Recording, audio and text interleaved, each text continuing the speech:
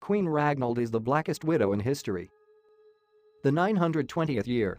The eldest son and heir of the King of Norway, Eric, was returning from a hike to Bjarmaland White Sea, the mouth of the northern Vina, when they rounded the Kola Peninsula. A storm broke out at sea, and the ships had to land on the Finnish coast. The warriors set up camp. Their leader decided to walk around the neighborhood, taking a couple of friends. Soon they came across a lonely hut. Looking inside, the Norwegians saw a girl of unearthly beauty. Amazed, Eric began to ask the hostess who she was and why she lived in seclusion. Her name was Ragnhild. I used to live in a Finnish village. But she was orphaned and was given for upbringing to two brothers sorcerers who raised her and taught her magic.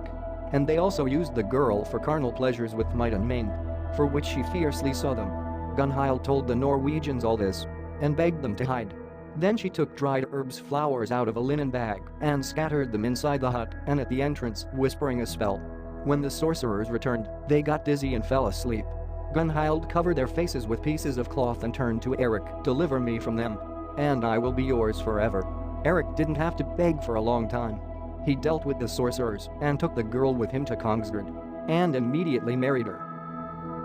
11 years later, after the death of his father, Harald the Fair-Haired, Eric sat on the throne.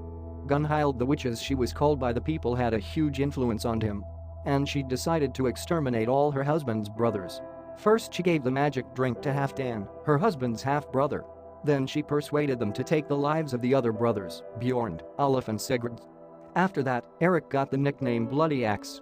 The nobility did not approve of this, and Eric with his wife and children fled to the Orkney Islands county, where he married his daughter Ragnhild to Arnfinn, the eldest son of the local Jarl, and sailed with his army and family to England, becoming king of Northumbria. The witch's daughter Ragnhild grew up to be a real beauty just like her mother. Tall, slender, blonde and blue-eyed, the ideal of the beauty of that time. Except she had a soul. Also like my mother, all black through and through. She had never loved anyone in her life except herself. And people for her were akin to the sand under her feet. After the death of the Orkney ruler, Arnfinn became the new Jarl. Everything seems to be fine. Live and rejoice. And here it is not. Arnfinn is boring his wife. And she began to show signs of attention to his brother Hayward. Well, I smiled a couple of times. Encouraging.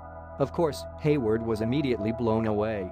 And as soon as the Jarl left on business, he rushed to Ragnhild's chambers, fell on her knees, and confessed his love. To which the beauty replied like this: "I will be yours if you will rid me of my husband."